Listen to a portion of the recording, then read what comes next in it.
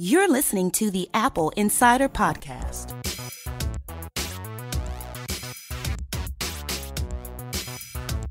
Welcome to this episode of the Apple Insider Podcast. I'm Victor, and joining me is Neil Notorious Hughes. Very notorious. Victor, how are you? Also notorious, but not nearly as alliterative. My name doesn't work like that. No, not quite. No, and it's a shame that it doesn't, because what rhymes with V? Well, I don't know. I don't know that you can rhyme with a letter. What's alliterative with V? What's alliterative? You can have like a Victor Vagabond Marks. Vivacious? I don't know. There's nothing good there. Vivacious? Ooh, there you go. Vivacious, yeah. Which is basically just a long-winded way of saying alive. Voluptuous? Just because I fill out the curve. No, it doesn't work. Curvy in a man is not good. Come on. I'm just going with the V's here, Victor. Going with the V's. All right. Doing what I can. Let's go with the news. So today, Bloomberg released a story, and Bloomberg's story is that Apple, Amazon, and almost 30 other companies have all been penetrated by Chinese companies who have planted hacked hardware in their servers on their networks to allow surveillance of these companies. You know, it's funny. Last month, I went to the DJI event in Brooklyn when they were showing off the new Mavic Pro 2 or whatever it was called. And they gave me a SD card. And immediately I told someone, I was like, oh, yeah, I got a free SD card, 32 gigs. And I'm like, yeah, that's hacked. That's Chinese. They're going to put spyware on your computer. And I was like, oh, I guess I won't plug that into my computer. I mean, it is one of these things where the easiest way to get a vulnerability from a secure site, right, is you drop hacked physical access. Well, you drop hacked USB keys in the parking lot of that facility. Right. I think it was the summit between Trump and Kim Jong-un, and they gave members of the press USB keys, like the North Korean government, and it's like, what could go wrong? Why? Go ahead, plug this into your computer. What could possibly go wrong? But yeah, I mean, like you lie with dogs, you get fleas. I mean, that's kind of the way it is. And this is a valuable point, actually, because this is one of the things that I love about iOS. You know, there are all sorts of concerns when you bring a device into let's say a contentious situation like that, right? You bring it into a different country, you expect that you could be hacked or surveilled. And right. iOS, as opposed to other mobile platforms, allows you to restore the device to a cryptographically known good state, right? Correct. By putting the phone into DFU mode, where it says connect me to iTunes to restore, and then connecting to the computer and restoring directly from a fresh download from Apple. What does DFU stand for? Good point. Let's find out. I used to know. Device firmware upgrade mode. Ah, okay. It's one of those things that I've said it a million times. I've done it a million times. I just didn't know what it stood for. So, yeah. And basically, you can put it in this mode where it will only expect to be uploaded from a computer. You upload the fresh downloaded firmware straight from Apple, so you know that you've got a securely good known state, and it's signed by Apple. Right. It's not like, because it's you can't be signed by anyone else, and it won't allow it to upload. So it's signed by Apple, so you know that that file is good. You know that it's gone directly onto the phone and erased everything on the phone in the process. You can restore a device back to a known good state, and you can't do that with other devices. Like, you can't do that with an Android device, for example. Right, and you got a million different builds out there too. So. Well, and you can put it into – you have to unlock the bootloader in order to put it in a state where you can upload fresh firmware to it. And that right there is questionable, because now you're unlocked bootloader, so you're susceptible to everything. It's just not great. And it goes back to what we were talking about last week about how, iOS is kind of in many ways the future of computing. I realize that a lot of people listening to this podcast, a lot of people reading Apple Insider don't want to hear that, but it's true. Like, you have to think about computers in a new way and the new way of doing things. And while tweaking things and hacking it and customizing it and running Automator and all that stuff is great, and we love doing it. There is a simplicity and a level of security that is built into iOS that makes it way more appealing for people. And so, it's kind of fun if you can get out of your own head and stop thinking about your own workflow and just sit down with an iPad Pro and to try to just do regular work with it. And then you realize it's like, oh, I can actually be super productive with this thing. It's just very different from the way that I've handled computers for the last, 35 years or whatever you've been doing it for, right? Like for me, I was, I started out on a 286 compact Presario that, or a 386 compact Presario that I upgraded to a 486. It was overclocked. I was running DOS on it with like boot disks and floppy drives and stuff. That was my introduction to computing. That was how I handled it, what I did. And so for me, I have that like nerdy background where it's like I'm tweaking stuff, I'm customizing, I'm whatever. I just set up this last week. I finally delved seriously into Siri shortcuts, and I set it up with if this then that and webhooks. And so I have it controlling my Nito vacuum, and I have it controlling my Logitech Harmony for my TV. So I'm basically doing stuff that I was previously doing with Homebridge, I'm now doing through Siri shortcuts. So as much as I try to get away from that stuff, and it's just I don't have the time for it anymore, I still like to do it. Like I like to get into that. And so for me, using computers is very different. And so I have to, and when I talk about stuff on the podcast and all that, I have to be cognizant of that, because there's a huge audience of people out there that just don't care and don't want to do all that and don't want to give all that effort. And so you think about iOS and that ability to just restore it and just set it back to square one. For a lot of people, that annoys them, or they think that, it makes it a play toy, not a real OS. But the truth of it is, that's the future of computing, and for good reason, because it's very secure. And that security is valuable. We talk about encryption end-to-end for things like iMessage. We talk about that in terms of WhatsApp, where WhatsApp was being sued, and we were going to find out if their encryption was really end-to-end or really secure enough. I was just talking with another person who finally got onto Telegram this morning, and she asked me, what makes this any different? And I hadn't been pushing for her to get onto Telegram. She just did. And I was like, well, wow, hi, how'd you get here? And she says, what makes this different? Well, it's like WhatsApp, except actually secure. But there's value. There's immense value in being able to reset something to a known good state, a securely known good state, a signed. So tell me about China. And so I'm going to get to China, but one of the things I was going to say about your nerd background is there are users that want to be productive, that have a workflow in mind, right, that have an output in mind, that need to get to that output as quickly and as efficiently as possible. There are users that like to puzzle solve, also to get to a result, but enjoy a little bit of the work along the way. And that's where I think the Homebridge and the Siri shortcuts user lives. You wanted the result of using your Harmony remote and controlling it via voice. That was the point of using Homebridge. Right. And you got a little bit of pleasure out of the tinkering along the way. Yes. And I'm impressed that you were doing it through Siri shortcuts, because I was thinking of you the past couple of days. There's an alternative to Homebridge that I like very much now called Home Assistant. Okay. Home Assistant also runs on Raspberry Pi or other platforms. And instead of Homebridge, where it's meant to be a bridge to HomeKit, it is meant to be its own platform, entirely open source. But along the way, it also has an add-on that talks to HomeKit.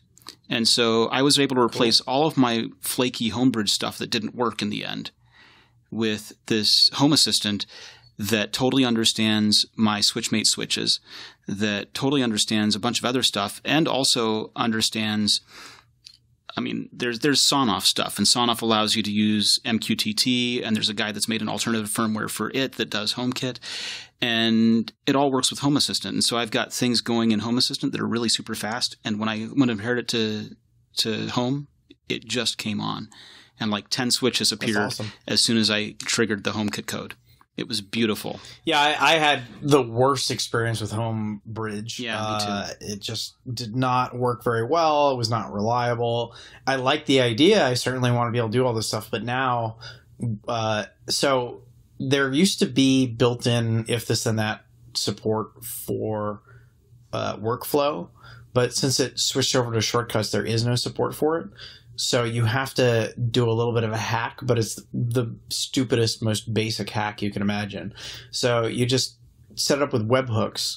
You put in a URL, so you have like your unique key, and then you create a custom command, and it works amazingly. Like, I just set it up to control all the inputs for my Harmony and my Neato robotics vacuum. And then I can just say, Siri, run the vacuum or dock the vacuum, and it works. And it's basically everything that I was trying to do with Homebridge that was giving me a headache and a nightmare. And it works very easily. So I know a couple weeks ago on the podcast, I was saying I hope somebody will build the Siri shortcuts for me. You're all the worst. Nobody built anything for me. So the worst podcast listeners ever. Thanks for nothing.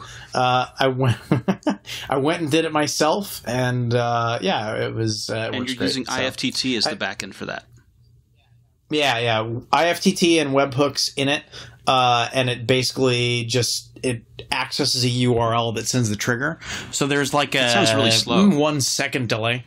Yeah, it's like a 1 second delay. So you'll say turn on the TV, and then you wait a beat, and then it turns on. But it's not bad. Obviously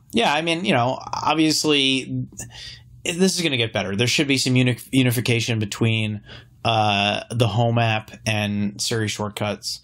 There's a lot of stupidity. Like, for example, so every single light in my house is HomeKit enabled. And if I say via what? Are Siri, you using turn off the Hue for those or what? Combination of Lutron and Hue. Okay. And so if I say, Siri, turn off the lights, it looks at me like I'm an idiot. But if I say, turn off all the lights, then it works. So it's one of those things where it's like solving the stupidity of HomeKit. And it's just like, okay, I went and I made it a command where I said, turn off all the lights, and that turns off all my stuff, and it does it through the Home app and all that. So, it's one of those things where like, Apple is not doing a great job with the voice commands and understanding, dynamic stuff. You have to know the specific commands. But between Siri shortcuts and the Home app, you can now customize it to a level where if you put in literally 2 minutes of effort, you can make it work. It'll do what you want. You just have to have that know-how. And so, going back to what I was saying about being a tinkerer, I'm happy to do that. I love to do that. Is the average Apple user, is the average iPhone user going to go through and do that level of tinkering? Probably not. They're probably still going to be pretty frustrated with Siri. So there's a lot of ground for Apple to cover. But in the interim, I'm happy because I can just figure it all out. I was about ready to give up on these SwitchMate switches. I was done with them. They didn't work in Homebridge anymore. I couldn't figure it out. It was kind of a nightmare. And why not just get like the IKEA stuff? Let me explain. I like the idea very much of controlling the switches as opposed to controlling the bulbs. And Best Buy had a special on their Insignia in-wall switches that work with Alexa and Google Assistant and also HomeKit. And instead of $40 for an in-wall switch, they were now $20. And so I bought 4 of them. And I was going to go ahead and start wiring them, but I figured, you know what? It's late at night. I have an hour to burn. I will go ahead and install Home Assistant on a Pi as a last-ditch effort to see if I can make these SwitchMate things happen before I go ahead and pull breakers and take the wall plates off. And so you bought a bunch of cheap stuff is basically what happened. I got these wonderful things, and I haven't even installed them yet because the old stuff I have started working again now.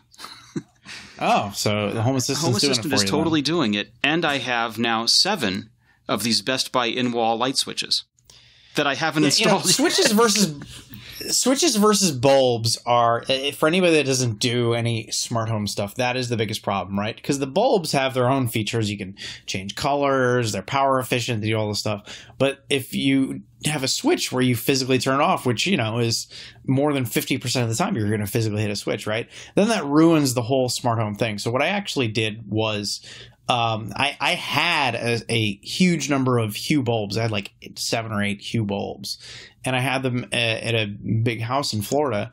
And then I moved to a tiny apartment in Brooklyn, and I was like, oh, this like satisfies almost all of my bulb needs.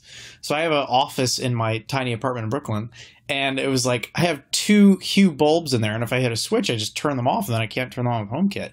So what I did was I hardwired the light so it's always on in that room, and then I replaced the wall switch with the Philips Hue dimmer switch that like pops out of the wall. So it went over the mounting plate, and it just sits there. And so I get, you know, the equivalent of a switch, but it also works with HomeKit. And what's great is they've since updated the switches so that the switches themselves are HomeKit devices. So I can reprogram it. So instead of the dimmer doing lights up and down, it actually changes the fan on and off, which is nice. Cool. Yeah, so ceiling fans are my next big job. I'm working on figuring, because ceiling fans, you can buy the Hunter fan for $300. Well, yeah, but they're giant, and I have a tiny apartment, so I just made the switches work. So the switches do the fan, basically. So I have a regular fan, and it's just controlled by the switch. That makes sense. That's good. But, you know, if you had a ceiling fan, for example, ceiling fans are hard. There's Hunter, and that's it. And there's no good way to adapt a existing ceiling fan to be HomeKit compatible. But I am working on it. There is. No, that's what I've done. You just get the switch. Yeah.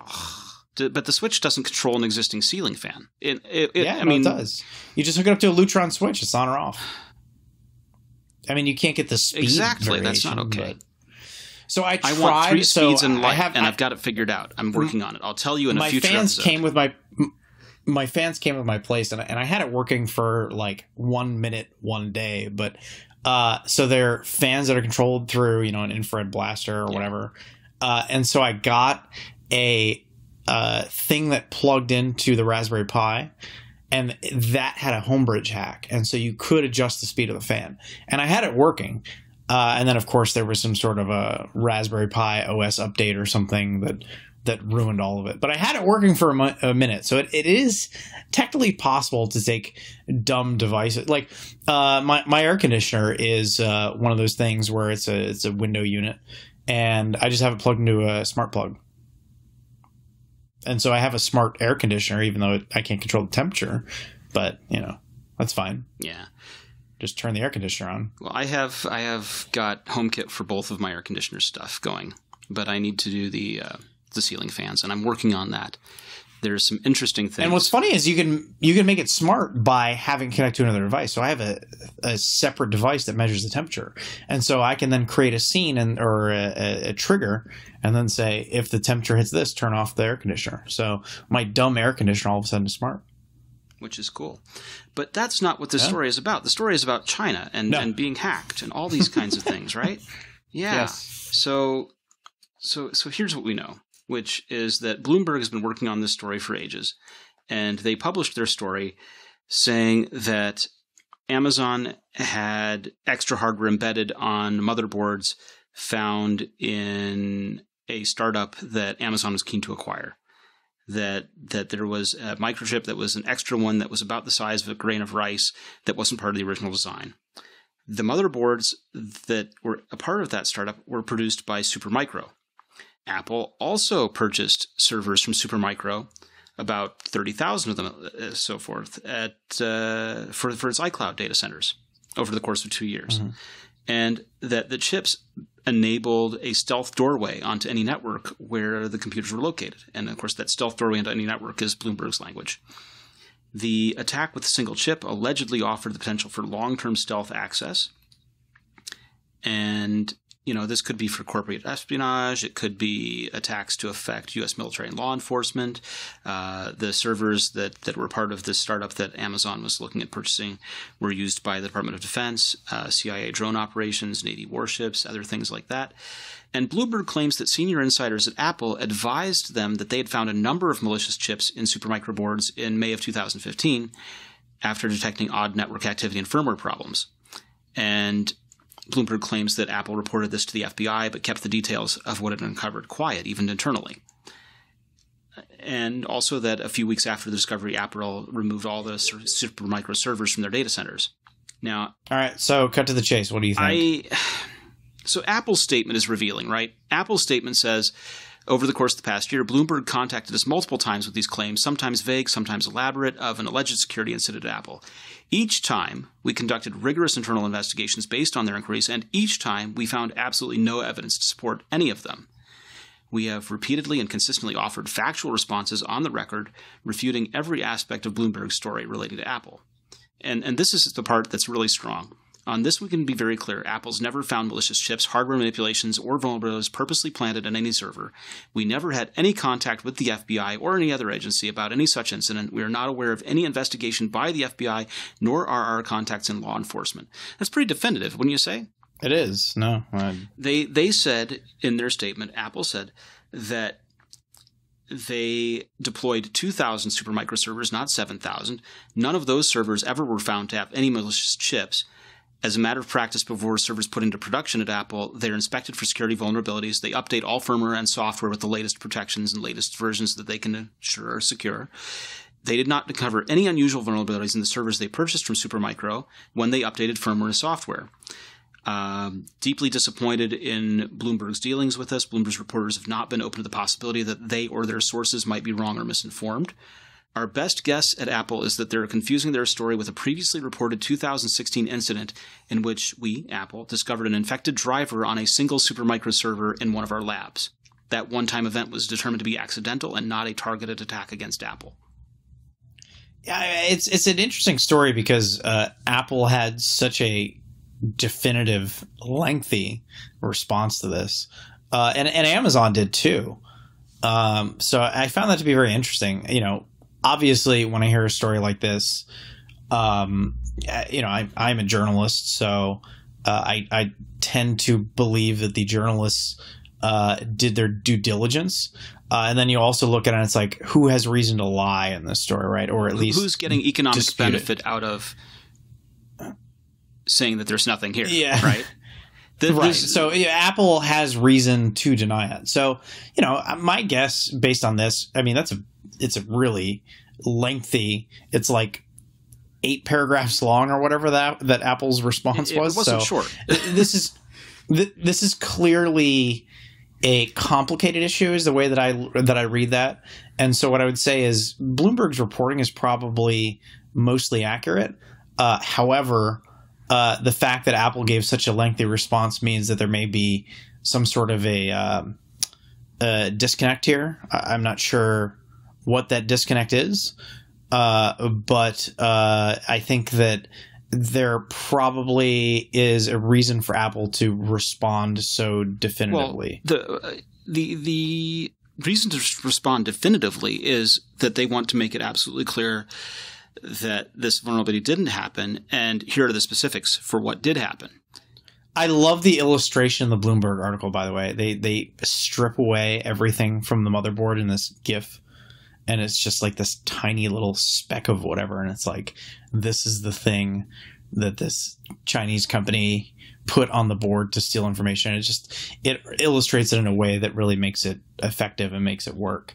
And it's like, am I surprised that some Chinese company was doing stuff to infiltrate American companies and steal information? Not at all. That doesn't surprise me. So first of all, do governments surveil? Yes. We've seen pictures that came out a couple of years ago purported to be the NSA intercepting Amazon shipments of networking hardware and putting their own chips and own boards and things inside the networking hardware and then sealing it up and sending it back on as if Amazon were delivering it. Right. So this is something that governments do.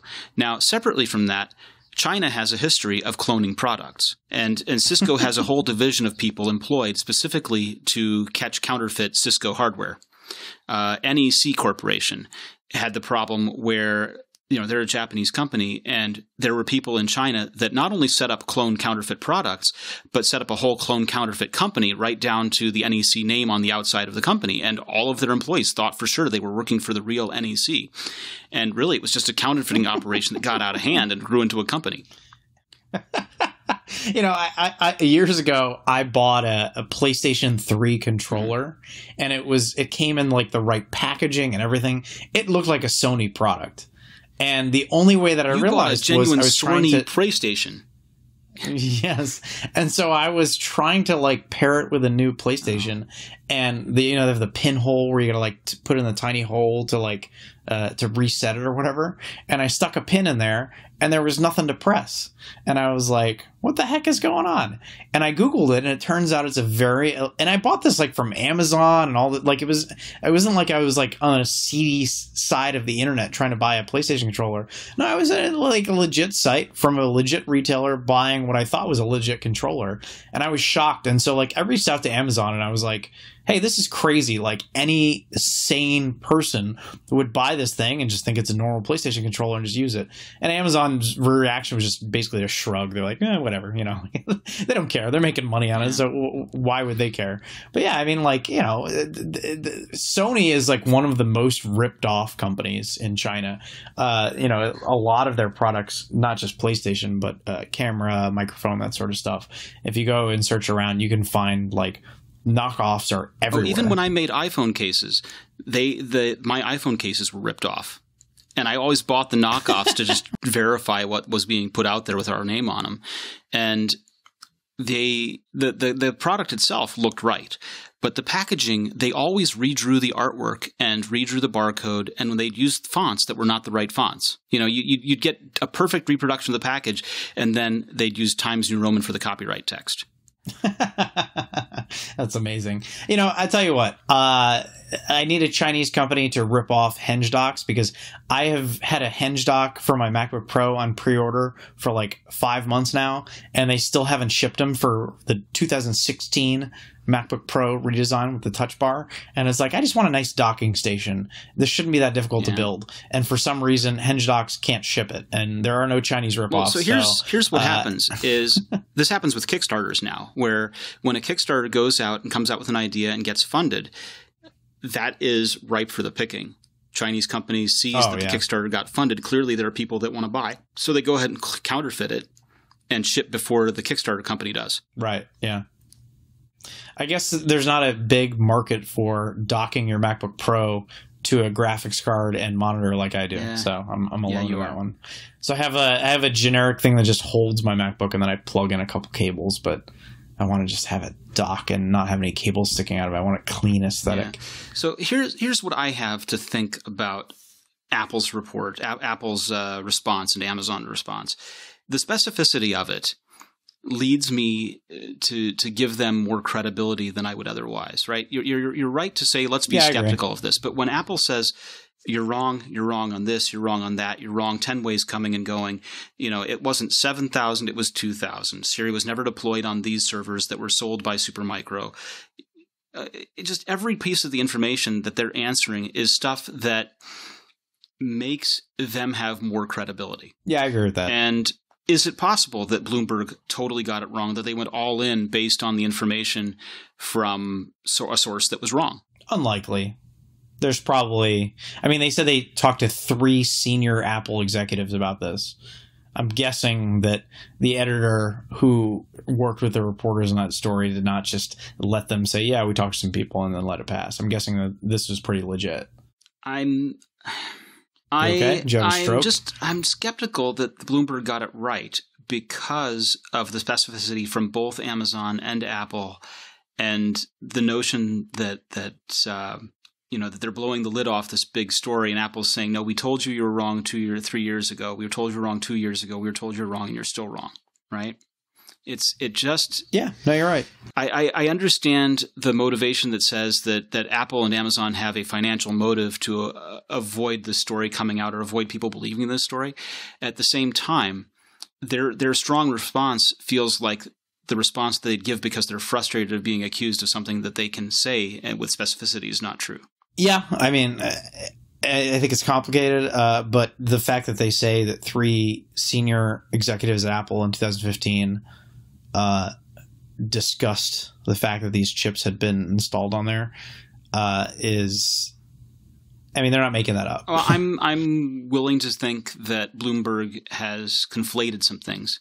That reporters get confused and get details on a hard story mixed up. Well, Mark Gurman was one of the reporters, so I'm not going to cast any aspersions. Now, we spent a lot of time on this. So basically, use your own skepticism. Decide whether you think that Apple and Amazon and all these guys have been penetrated, or if Bloomberg is going a leap too far here. Yeah, I mean, let's be real about it, okay? Is there an incentive for the Chinese government to do this? Yes. Are they capable and liable to do this sort of thing? Yes. So it's not the craziest thing. Is there an incentive for Apple and Amazon to prevent it? Oh, of course, okay. Yeah. So the truth probably lies somewhere in the middle. I think that there probably were some things that were done, probably some attempts, and it probably is not exactly as Bloomberg has put it, but I think they have most of the picture. I didn't intend to blow the whole show on this one story, so let's move on. I really didn't intend to do that. It's a good story, though. I it's love a tough the story, right? Corporate we didn't really come to any espionage. conclusions here. Yeah, government spying, all this intrigue, technology. It's a great story. And there are parts of that we know to be true in general, not necessarily related to Apple, but have people counterfeited products? Yes.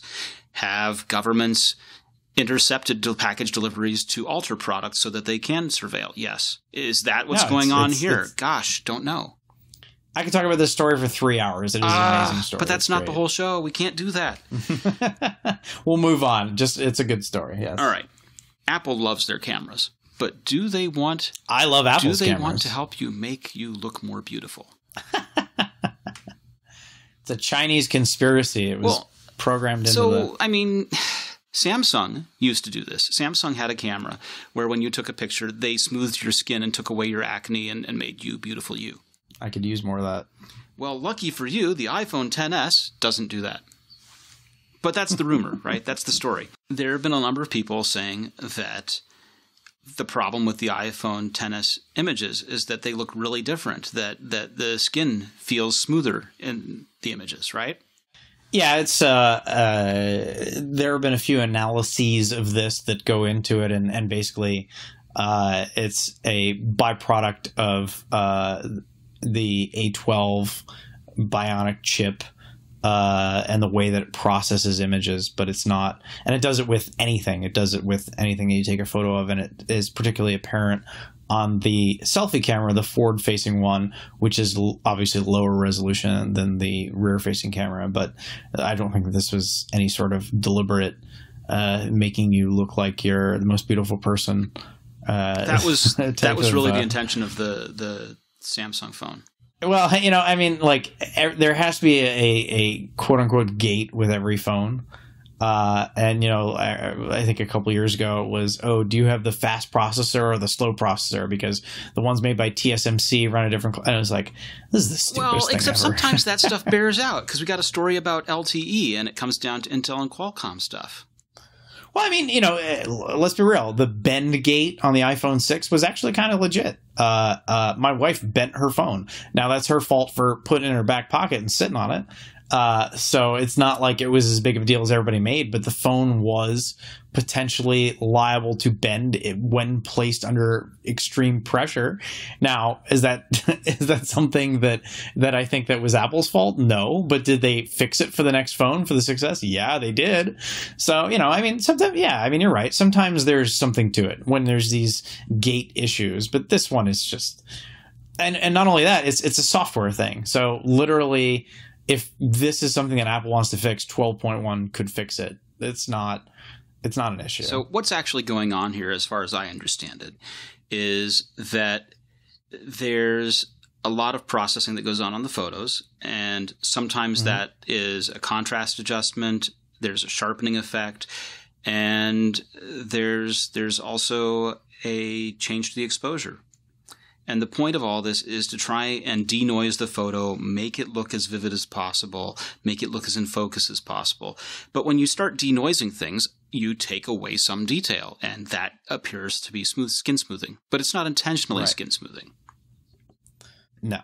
The iPhone XS takes amazing photos. I was talking about it last week here on the podcast. I talked about it in my review. The low light photos are fantastic, and the contrast you get in low light situations is amazing. Go to my Twitter account. at This Is Neil. I went to a concert last night in Williamsburg and took a just amazing photo in a low light situation with light on the lead singer and the band in the background, and just the ability to capture that contrast in the image and have everything look as it should is an amazing accomplishment for a cell phone to be able to do. And as somebody who goes to a lot of concerts and takes a lot of photos, when I go to them, getting those photos has always been a challenge. I always have to go through and tweak it and do this and that, and they always turn out less than I would like them to. The 10S is a major leap forward in that department. So as somebody who takes low light photos, I love it. I think it's fantastic. And any sort of controversy out there is just BS. All right, let's move on. Mojave, have you installed it? I have. Any problems doing it? No problems with it. I've had I use the eGPU and a CalDigit docking station, Thunderbolt docking station. And sometimes when I connect things, it doesn't like return from sleep, and I have some issues. But honestly, it's been there since the last OS update. But in terms of the raw install, I haven't had any issues. So some Mac owners are having trouble trying to upgrade to Mojave. And basically what it looks like to me is happening is that you get an error that says an error occurred installing Mac OS, or there are references to Bridge OS, which is the sort of modified version of Watch OS that handles the touch bar. I think it really only happens to users who are using the iMac Pro and the 2018 MacBook Pro. The common factor appears to be that T2 chip. And so you can kind of get around the issue by resetting the SMC controller. That's sort of the best solution that we have. There are a number of people on Apple's community-led support forums that are confirming the problem. Apple's given no guidance on it. And so that's kind of where we stand. So if you boot to the restore partition and then wipe the drive using disk utility and then reinstall and use a wired network to install Mojave instead of Wi-Fi, that you can get a working system. And once you do that, then use Migration Assistant to pull back in your data. Obnoxious, but not the end of the world, but pretty obnoxious.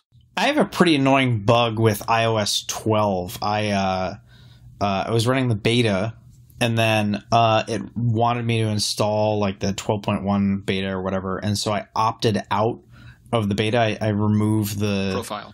The profile, but it's still permanently. I'm just on the public 12.0 now, and I have a permanent +1 badge on my settings app, and it tells me it's going to automatically install and update overnight.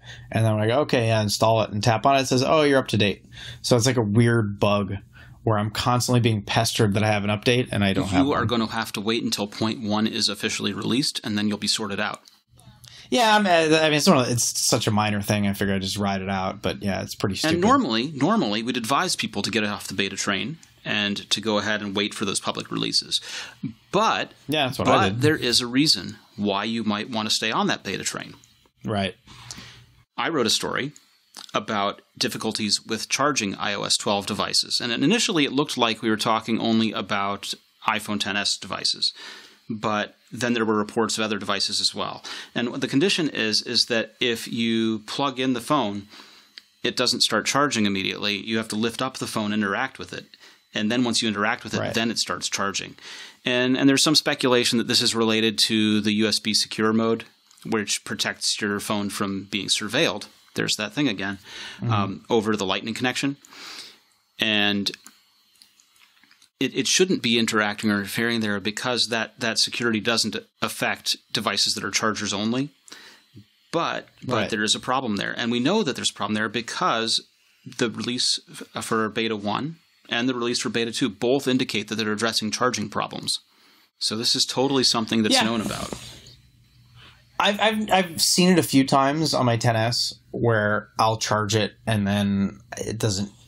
I don't know that it's not charging. Sometimes it doesn't indicate that it's charging, and then I just take it off the dock or whatever, have it on, and then put it back down and it charges again. But I have not had a situation thus far where I wake up the next day and my phone didn't charge or something like that. That's totally this bug. But if you interact with it, then it goes ahead and charges. If you left it in that state where you put it down and it wasn't charging or it wasn't indicating that it was charging, you'd come back and it would not have charged. And I've had that happen a few times. And yeah, I think that, clearly a issue, clearly something that get fixed, but clearly also not happening frequently enough and not regularly enough that it's like a huge deal. I think that this is relatively minor. I don't know. So there are a few things that a device has to be able to do, right? It has to be able to be recharged, because if you can't charge it, you can't use it. And the other thing that it has to be able to do, if it's a cellular device, is it has to be able to get cellular signal. And that's another issue where Apple is reaching out to some customers to address weak LTE for XS and XS Max owners. People who have been affected by this issue have encountered weaker connections than with earlier iPhones, including the iPhone 8 and 10. Now, with the iPhone 8, there was this issue where, and also with the 7, where if you had the Intel chipset versus the Qualcomm chipset for the cellular radio, that you got less signal. You got less signal strength. The Qualcomm one was better. Since that time, they've pretty much gone all in on Intel, and they I thought had fixed that. But who was the modem company that Intel bought? They were like based out of Colorado. I forget. But yeah, it's a funny acquisition though, because the history of that is Intel obviously missed out hugely on mobile. Oh, yeah. They made the Atom processor and a bunch of other garbage, but they couldn't get in phones, and that's obviously the next generation of computing, and they're so far behind the 8 ball. So their solution was to buy a modem company. And so for years there was like this contention between Apple and Intel, where Apple didn't have any Intel products in the phone, and Intel really wanted them to have like the Atom processor, like in the iPad and stuff like that. It didn't work out. And so rather than actually make a compelling product, Intel just kind of bought their way into the iPhone, and they're like, oh, we're going to buy a modem company. And so now by buying a competent, capable modem company, they are the primary supplier of modems in the iPhone. So well, I mean, they bought a modem company, and they bought them at a time when Apple was having a fight with Qualcomm. Whether or not they were competent is another matter, because we have stories like this, right? We have stories like where with the iPhone 7 and iPhone 8, you had less speed if you had the Intel one. And here, that's fair. And here we've got in the XS Max weaker connections in LTE. So buying their way in, 10 out of 10 points. Yes, definitely award you for that. Competent. So we got some work to do. Fair enough. Touche. It's just funny when you know the history of it, that Intel they knew they had a lot of money, and they just knew that they'd screwed up and they needed to get in the iPhone somehow. So they got in, but for better or for worse. And, good on them for doing it. Buying your way in is definitely one way to go about it. And if you've got the cash flow, do it. I guess. Yeah, but I mean, we talk a lot about Apple doing their own chips for the Mac. And it's so obvious why, because Intel is just such a joke. Like, Apple is constantly waiting on Intel for new processors, and they're delivering them late, and they're missing out on specifications. And then meanwhile, new iPhones and iPads come out every year like clockwork, and the chips are always huge improvements. I mean, even this year's chip, in terms of raw processing power, the A12 Bionic, in terms of raw processing power, not a huge leap. I think it's like 12% or something. Yeah, but that neural engine. But then, the neural engine, right? Like, it's like 800 times more capable or something like that. So, it's just like Apple's just doing laps around everybody. It's a joke at this point. This stems from way, way back in the dawn of time when PowerPC G3s were the stuff, right? Right. Because Motorola failed to deliver a G3 to improve the Power Mac year on year, and Steve had to get up and give a keynote about how embarrassed he was that there was no great improvement there. They ended up going to IBM for G3 and G4 chips. The G3 inside the old iBook was an IBM chip. The G5 was an IBM chip. And the reason why we went to Intel through all of this was because IBM couldn't deliver a G5 suitable for laptops. They'd promised to. They couldn't do it. And that's how the Intel transition happened. And Apple is very much one of these companies that talks about innovation and talks about moving things forward and not being afraid to abandon the past. But at the same time, they're also very much a company that is very much afraid of being burned again. They got burned once on chips from Motorola and once on chips from IBM. They're not going to get burned again by Intel. And it's kind of quaint, you think about the switch to Intel and how controversial that was at the time, and people like Leo Laporte at the time were saying that it was the death of Apple or whatever. Clearly overdone. Oops. However, one of the great things that came about from the switch to Intel was obviously the ability to run Windows on a Mac and to do Boot Camp and to have it be a work machine and a workstation to be able to run all your work apps and to transition more easily to a Mac, maybe if you're new to the Mac. So that was very important. And it's kind of quaint to look back on that now, because now it's like everything that you need is universal, or it runs on your iPhone, or it's a web app or a website or whatever. And who cares? Like, if Apple came out with a series based good job. Series good job. Off. Nope. A series. Nice. If Apple came out with a chip that shall not be named that sounds similar to the voice system that should not be named right now, no one would care. Like, oh, it doesn't run Windows. Who cares? Like, it's such a non-issue. It's a nothing burger at this point. In a way, that already happened. There are some Macs that you cannot update to Mojave if you've got a Boot Camp partition. Interesting. And you cannot use Boot Camp if you install Mojave on those Macs. And so what happens is you back up and trash your Boot Camp partition. You reformat your drive so you've got one big partition. You install Mojave. And then if you want Windows stuff, you use Parallels. All right, let me go on a little rant here. Take it away. So I have Boot Camp on my MacBook Why? Pro, and I said earlier, I have because I have the Blackmagic eGPU, and sometimes I might want to play games. And so, for example, I tried Quake Champions or whatever, the free to play. I used to play Quake 3 Arena back in the late 90s. I think it came out at the same time as Unreal Tournament. That was like when online games were becoming a thing. So I was like, I want to try this out, and I think it's Windows only. So I have this eGPU, and so I installed Boot Camp and got it all running. So let's put this to bed right now. This idea that like Apple is not compatible, doesn't work with stuff, is complete BS. Because if you're using Thunderbolt 3 devices, and like I am, so I have the CalDigit and I have the Blackmagic eGPU, they work great in Mac OS. Like I said earlier, I have an issue where like I plug it in and sometimes it'll show up the screen. I got to unplug it, plug it back in, but it works fine. And like it'll give me the error message if I unplug it without disconnecting. But I mean, it's not perfect, but it works great.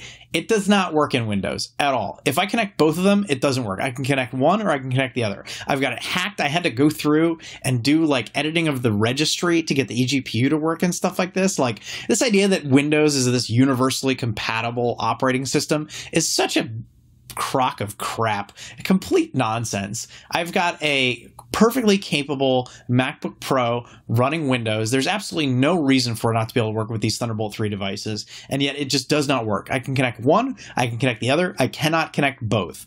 And so cut it out with this like whole, oh, Windows is more capable stuff. Mac OS is way more capable when it comes to Thunderbolt 3 devices and eGPU support. And you would think that Windows would be more capable because certainly for gaming and stuff like that, eGPUs would make more sense. No, not the case at all. Totally Mac. Mac runs so much better. So much better. All right. I want to wind things up on a positive note. And I'm going to wind things up because my battery is... That wasn't positive? I was just saying Mac OS is great. My battery on my 2014 MacBook Pro is now at 10%. We started with 100. Well, it's not my fault. Well, no. Service battery soon. Thanks a lot, Apple. We got to wind this thing up.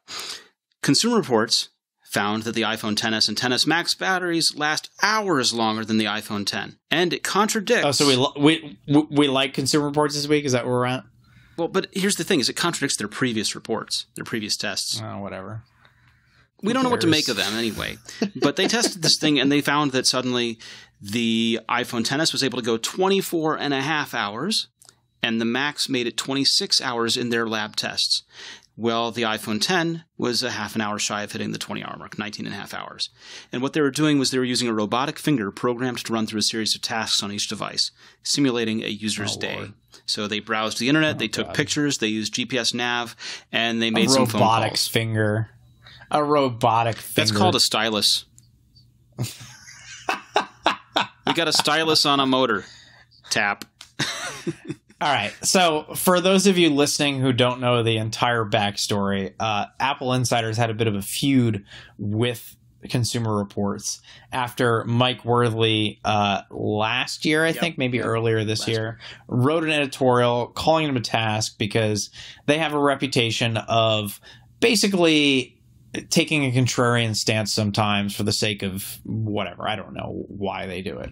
And they've done some dumb stuff, including a former MacBook Pro test where they had like a beta feature turned on in Safari and God knows what else they do.